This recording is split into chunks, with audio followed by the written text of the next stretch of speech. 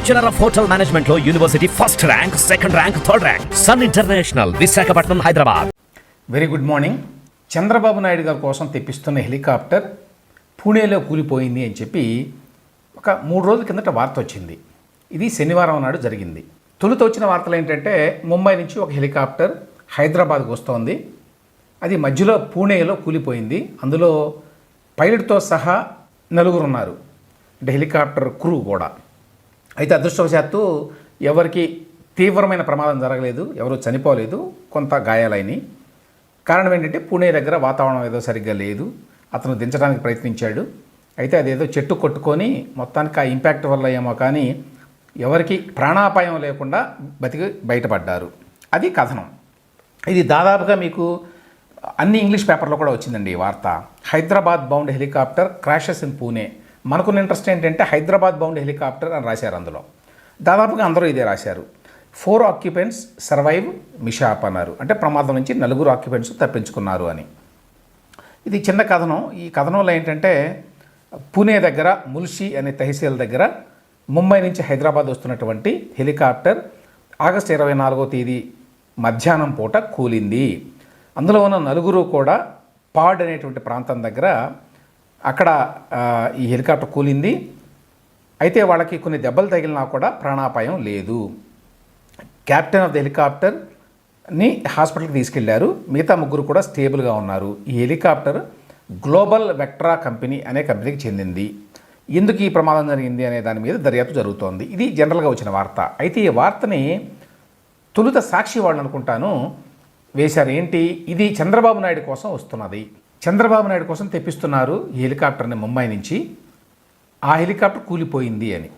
అయితే ఇది నిజమని కాదని చాలామంది అప్పట్లో ఏదో మాట్లాడారు. అందువల్ల దీని గురించి నేను వెంటనే మాట్లాడలేదు. ఇది సాక్షి వార్త. సీఎం చంద్రబాబు కోసం రప్పిస్తున్న హెలికాప్టర్ క్రాష్, బొమ్మ కూడా వేశారు, క్రాష్ అయింది. వీళ్ళు ఏం రాశారు, ముంబై నుంచి బయలుదేరిన ఓ ప్రైవేట్ హెలికాప్టర్ పుణేలోని పౌద్ సమీపంలో కూలిపోయిన సంగతి తెలిసిందే. ఈ ప్రమాదంలో 4 సిబ్బంది తీవ్రంగా గాయపడ్డారు. ముంబై నుంచి విజయవాడ వస్తుండగా హెలికాప్టర్ క్రాష్ అయింది అని రాశారు వీళ్ళు. అయితే హెలికాప్టర్ కూలిన అనంతరం కొన్ని విస్తుపోయే నిజాలు వెలుగు చూశాయి.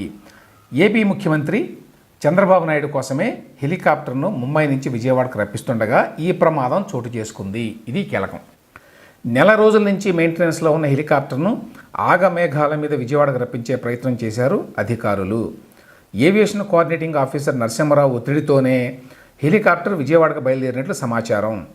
సీఎం చంద్రబాబు కోసం ఒత్తిడి చేసి హెలికాప్టర్ రప్పించే యత్నాలు చేసినట్లు తెలుస్తోంది. హెలికాప్టర్ క్రాష్ కావడంతో ఏపీ అధికారుల్లో తీవ్ర చర్చ జరుగుతోంది. హెలికాప్టర్ క్రాష్పై పోలీసులు ఇంటెలిజెన్స్ ఆరా తీస్తున్నాయి అని చెప్పి వేశారు. సరే వీళ్ళేదో వాళ్ళ కథనం వేసుకుంటారులేండి. టీవీ ఛానల్లో కూడా వేసుకున్నారు. ఒత్తిడే కూల్చిందా, మెయింటెనెన్స్లోని హెలికాప్టర్ను ఏపీకి రప్పించే ప్రయత్నం అని ఏదో కొంత దానికి ఒక నెగిటివ్ కలర్ ఇద్దామని ఒక ప్రయత్నం చేశారు. మొత్తానికి ఇందులో చెప్పుకోవాల్సిన అంశం ఏంటంటే ముఖ్యమంత్రి చంద్రబాబు నాయుడు గారి కోసం తెప్పిస్తున్నటువంటి హెలికాప్టర్ కూలిపోయింది. ఇది ఎంత పెను ప్రమాదం, మరి తప్పిపోయింది చంద్రబాబు నాయుడికి ఒకవేళ ఇది జరిగి ఉంటే. దీని మీద మిగతా వాళ్ళ కథనాలు చూస్తే ఈనాడులో వచ్చిన కథనంలో కూడా ఎక్కడ ఇది విజయవాడ వస్తుందని కానీ చంద్రబాబు నాయుడు గారి కోసం అని కానీ లేదండి. పూణే సమీపంలో కూలిన హెలికాప్టర్ హైదరాబాద్ వస్తుండగా ఘటన అని చెప్పి ఈనాడు కథనం ఉంది. అయితే నేను చెప్పినట్టు ఇంగ్లీష్ పేపర్లో కూడా హైదరాబాద్ అనే ఉంది. ఇప్పుడు తాజాగా ఆంధ్రజ్యోతిలో కథనం వచ్చింది. సీఎం భద్రత గాలిలో దీపమా అని. బాబు కేటాయించిన హెలికాప్టర్పై సందేహాలు. ముంబై నుంచి వస్తూ పూణే వద్ద కుప్పకూలింది. నిబంధనల ప్రకారం 10 ఏళ్ల కంటే ఎక్కువ సర్వీసు ఉన్న దాన్ని అద్దెకు తీసుకోరాదు. అయినా 2008 మోడల్కు అనుమతి. ఏవియేషన్ అధికారుల నిర్లక్ష్యంపై విమర్శలు. హెలికాప్టర్ పనితీరు అంచనాలో నైపుణ్యం లేమి. తక్కువ ఎత్తులోంచి కూలిన పూర్తిగా ధ్వంసం. చంద్రబాబు ఉన్నప్పుడు జరిగి ఉంటే. ఇది వీళ్ళ కథనం. సో వీళ్ళు ఫస్ట్ పేజీలో వేశారు. తర్వాత ఇది ప్రధానంగా ఏంటంటే అధికారుల నిర్లక్ష్యం విస్పష్టంగా బయటపడింది అనేది వీళ్ళ కథనం సారాంశం. 12వ పేజీలో కూడా ఉంది. 12వ పేజీలో కూడా ఏం రాశారో చూద్దాం ఒకసారి. వాతావరణం బాగున్నా కూడా కుప్పకూలిపోయింది అని ఒక మాట రాశారు. తర్వాత 10 ఏళ్ల కంటే ఎక్కువ సర్వీస్ ఉన్న హెలికాప్టర్ను అద్దెకు తీసుకోరాదన్న నిబంధనలు ఉన్నాయి. అంతేకాకుండా వాతావరణం సరిగా ఉందా లేదా అనే విషయంలో అధికారులు స్పష్టమైన నిర్ణయం తీసుకోవాలి.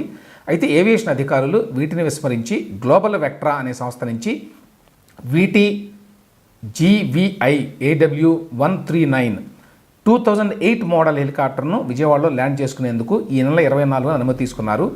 అదే రోజు ముంబై నుంచి హైదరాబాద్కు వచ్చి ఆ తర్వాత విజయవాడకు రావాలని నిర్ణయించారు.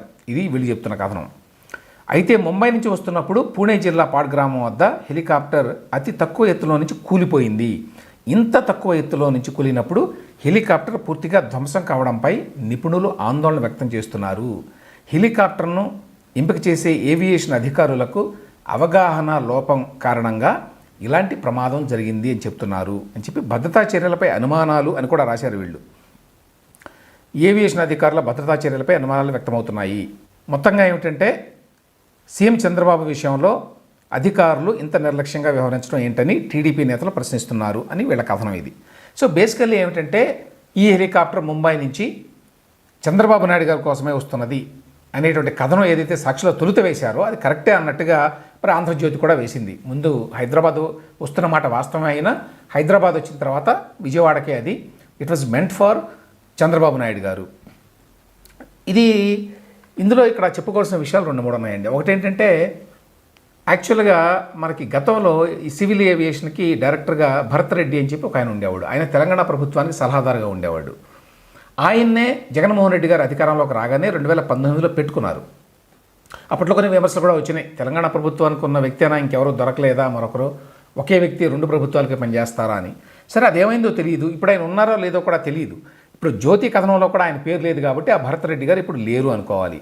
అయితే ఇక్కడ నేను civil aviation AP Andhra Pradesh airports development corporation limited ఇందులో చూశాను. ఇందులో కూడా ఎక్కడ కూడా ఆయన పేరు లేదు. బోర్డ్ ఆఫ్ డైరెక్టర్స్ ఇది. ఇప్పుడు ఎవరు చూస్తున్నారు, దీని బాధ్యతలు ఏమిటి అనే విషయంలో క్లారిటీ లేదు. అయితే నేను గతంలో చెక్ చేస్తే ఫిబ్రవరిలో ఈ సంవత్సరం ఏడాది ఆంధ్రప్రదేశ్ గవర్నమెంట్ ఒక జీవో ఇచ్చింది. ఈ జీవో ప్రకారం ఏంటంటే వీళ్ళు 2 ట్విన్ ఇంజిన్ హెలికాప్టర్స్ని రెంటల్ బేసిస్ మీద తీసుకోవాలి రాష్ట్ర ప్రభుత్వం కోసం, మరీ ముఖ్యంగా ముఖ్యమంత్రి గారి కోసం. ఇందుకోసం గ్లోబల్ వెక్టర్ హెలికాప్టర్స్ ఏ హెలికాప్టర్ అయితే కూలిపోయిందో ఇప్పుడు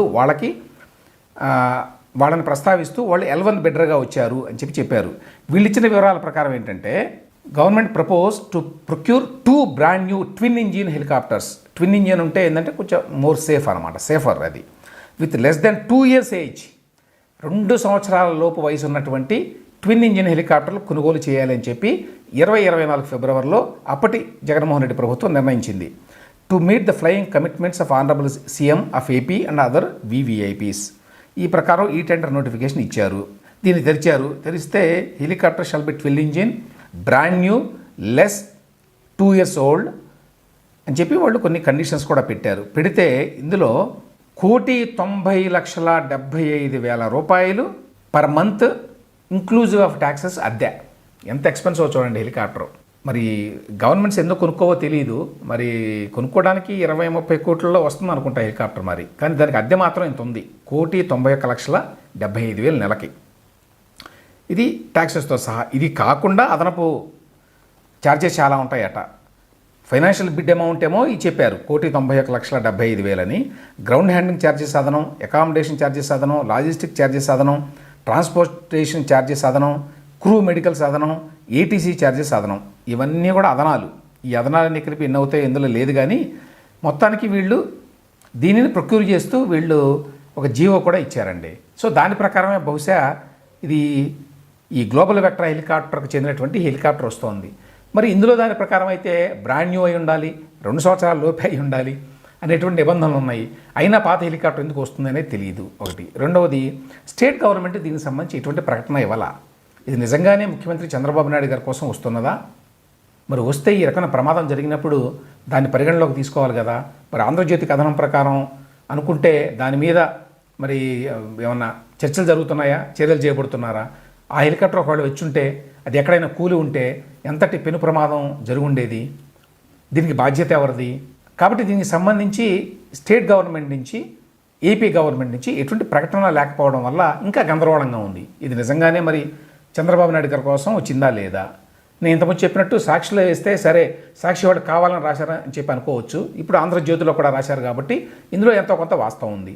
ఇంకొక పాయింట్, నేను ఇంతకుముందు చెప్పినట్టు 2024 ఫిబ్రవరిలోనే ఇందుకోసం వీళ్ళు టెండర్లు ఫ్లోట్ చేశారు. దీనికి సంబంధించి జీవో ఇచ్చారు.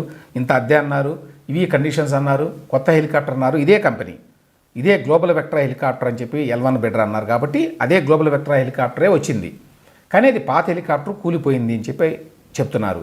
గతంలో ఎప్పుడైతే మనకి 2009లో వైఎస్ రాజశేఖర రెడ్డి గారు హెలికాప్టర్లో వెళ్ళినప్పుడు ప్రమాదం జరిగిందో అప్పటి నుంచి కూడా కొంత జాగ్రత్త వహిస్తున్నారు ఆంధ్రప్రదేశ్లో అధికారులు అని చెప్పారండి. కానీ అంత జాగ్రత్త వహించడం లేదు, అంత కేర్ఫుల్గా ఈ హెలికాప్టర్, ఎందుకంటే హెలికాప్టర్ క్రాషెస్ చాలా ఎక్కువ ఉంటాయి కంపేర్ టు ఈవెన్ ఫ్లైట్స్ కూడా. మీరు చూస్తే మాకు ఎక్కువ వార్తలు హెలికాప్టర్ క్రాష్లే వస్తాయి. అట్లాంటప్పుడు హెలికాప్టర్కి సంబంధించి ఎస్పెషల్లీ ఇంక్లిమెంట్ వెదర్ ఉన్నప్పుడు, వాతావరణం సరిగ్గా లేనప్పుడు హెలికాప్టర్ చాలా ప్రమాదకరం. అదే జరిగింది వైఎస్ రాజశేఖర రెడ్డి గారి విషయంలో. అందువల్ల అప్పటి నుంచి జాగ్రత్తగా ఉంటున్నారు అంటే మరి అంత జాగ్రత్తగా లేరా? ఆ సివిల్ ఏవియేషన్ లేక ఈ ఏవియేషన్కి సంబంధించి ఇది ఇన్ఫ్రాస్ట్రక్చర్ అండ్ ఇన్వెస్ట్మెంట్ డిపార్ట్మెంట్లో ఉందటండి. ఇది APACL అన్నారు, అంటే ఆంధ్రప్రదేశ్ ఏవియేషన్ కార్పొరేషన్ లిమిటెడ్ కాబోలు అంతే. అయితే మరి అందులో ఏమంటాం, ఫీల్డ్ ఎక్స్పర్టీస్ ఉన్న వాళ్ళు ఉన్నారా, ఏవియేషన్కి సంబంధించిన ఆ రంగానికి సంబంధించిన వాళ్ళు ఉన్నారా లేదో తెలియదు. అందులో ఇచ్చిన లిస్టు ప్రకారం అయితే నాకు అనిపించింది అయితే ఇందులో అయితే అందరూ ఐఏఎస్ ఆఫీసర్లే. వీళ్ళు సెక్రటరీ టు గవర్నమెంట్ ఐఏఎస్ 5 ఉంటే 6 ఉంటే అందరూ ఐఏఎస్ఏ ఉన్నారు. మరి ఇందులో మరి ఉత్త ఐఏఎస్ అధికారులతో పెట్టుకుంటే మరి ఈ రకమైన ఇబ్బందులు కూడా ఉంటాయి. సబ్జెక్ట్ ఎక్స్పర్టీజు, డొమైన్ ఎక్స్పర్టీజు ఉండాలి కదా హెలికాప్టర్కి సంబంధించి, అది ఎందుకు లేదు తెలీదు. సో ఇది చాలా ప్రమాదకరమైన అంశం అనేది ఒకటి క్లియర్గా మనకు అర్థమవుతుంది. ఈ రకంగా చూసినప్పుడు ఒకవేళ నిజంగానే హెలికాప్టర్ చంద్రబాబు నాయుడు గారి కోసమే వస్తుంటే ఒక పెను ప్రమాదం తప్పిపోయింది ఆయనకి. ఇప్పటికైనా మరి ఆ గవర్నమెంట్ కానివ్వండి, గవర్నమెంట్లో ఉండేటువంటి హెడ్స్ కానివ్వండి, ఎస్పెషల్లీ సివిల్ ఏవియేషన్ డిపార్ట్మెంట్కి సంబంధించిన వాళ్ళు కానివ్వండి, మరి దీని మీద తగిన చర్యలు తీసుకుంటున్నారా లేదా అనేటువంటి ఒక కాన్ఫిడెన్స్ ఇవ్వాల్సిన అవసరం ఉంటుంది.